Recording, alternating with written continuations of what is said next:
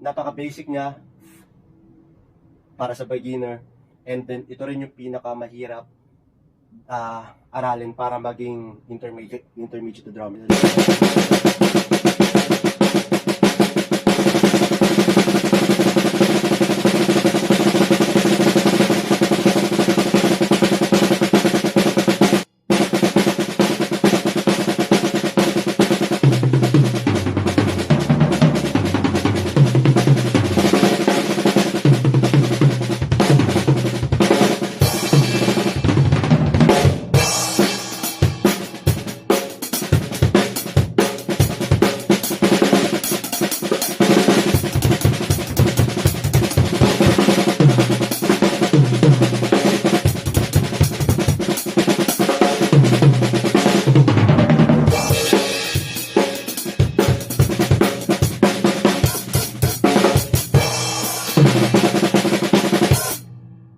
Drummers naman na walang drum sa bahay at nagpapad lang, hindi talaga siya mareresolba hanggat hindi nyo ginagamit to sa buong drum set.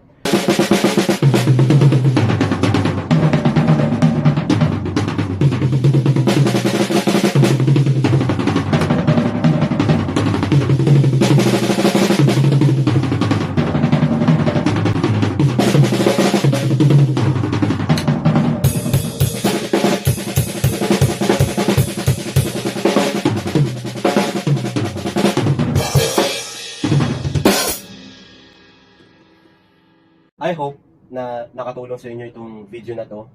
And ang masasabi ko lang din, hindi talaga kailangan ng magarang gamit or e-drums na mamahalin or drum set na maganda, cymbals na maganda para mailabas mo yung creativity na meron ka.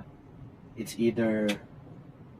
either hindi mo lang masyadong pinapractice, kasi hindi ako naniniwala sa walang talent and then hindi kaya ng sitwasyon.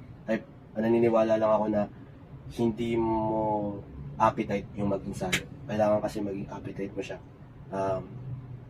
Maging go-to mo palagi.